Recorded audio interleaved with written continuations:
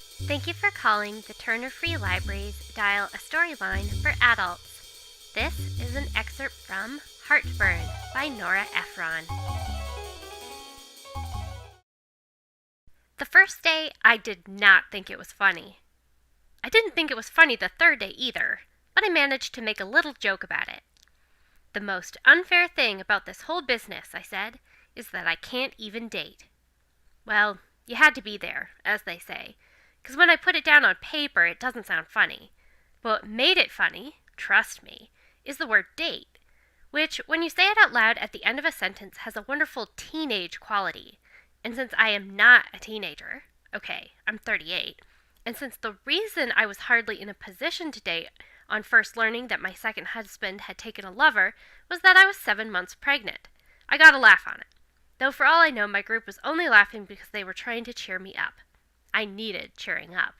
I was in New York, staying in my father's apartment. I was crying most of the time, and every time I stopped crying, I had to look at my father's incredibly depressing walnut furniture and slate gray lamps, which made me start crying again. I had gotten on the shuttle to New York a few hours after discovering the affair, which I learned about from a really disgusting inscription to my husband in a book of children's songs she had given him. Children's songs! Now you can sing these songs to Sam! Was part of the disgusting inscription, and I can't begin to tell you how it sent me up the wall. The idea of my 2-year-old child, my baby, involved in some dopey, inscriptive way in this affair between my husband, a fairly short person, and Thelma Rice, a fairly tall person with a neck as long as an arm and a nose as long as a thumb, and you should see her legs, never mind her feet, which are sort of splayed.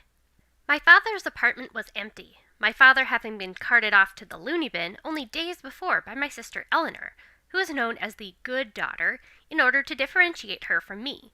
My father leads a complicated psychological life along with his third wife, who incidentally happens to be my former best friend Brenda's sister. My father's third wife had been wandering up 3rd Avenue in a towel the week before when she was spotted by Renee Flesher, who went to high school with Brenda and me. Renee Flesher called my father, who was in no position to help since his crack-up was halfway there, and then she called me in Washington. "I don't believe it," she said. "I just bumped into Brenda's big sister, and she says she's married to your father." I myself had found it hard to believe when it happened. To have your father marry your mortal enemy's older sister is a bit too coincidental for my taste, even though I go along with that stuff about small worlds. You have no choice if you're Jewish. "It's fine with me if you marry Brenda's sister," I had said to my father when he called to say he was about to.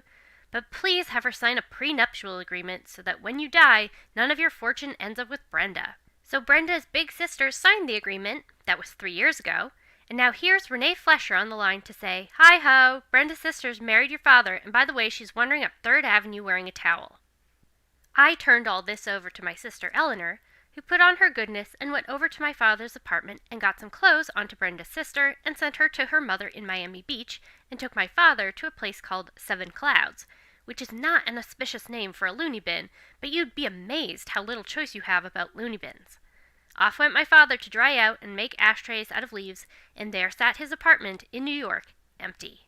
I had the keys to my father's apartment. I'd stayed there often in the past year because we were broke. When Mark and I got married, we were rich, and 2 years later we were broke. Not actually broke. We did have equity.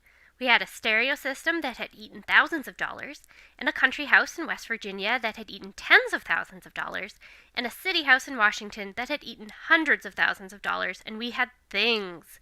God, did we have things. We had weather vanes and quilts and carousel horses and stained glass windows and tin boxes and pocket mirrors and Cadbury chocolate cups and postcards of San Francisco before the earthquake, so we were worth something. We just had no money. It was always a little mystifying to me how we had gone from having so much money to having so little, but now, of course, I understand it all a little better, because the other thing that ate our money was the affair with Thelma Rice. Thelma went to France in the middle of it, and you should see the phone bills. That was an excerpt from Nora Ephron's Heartburn. For past recordings, please visit our website, turnerfreelibrary.org.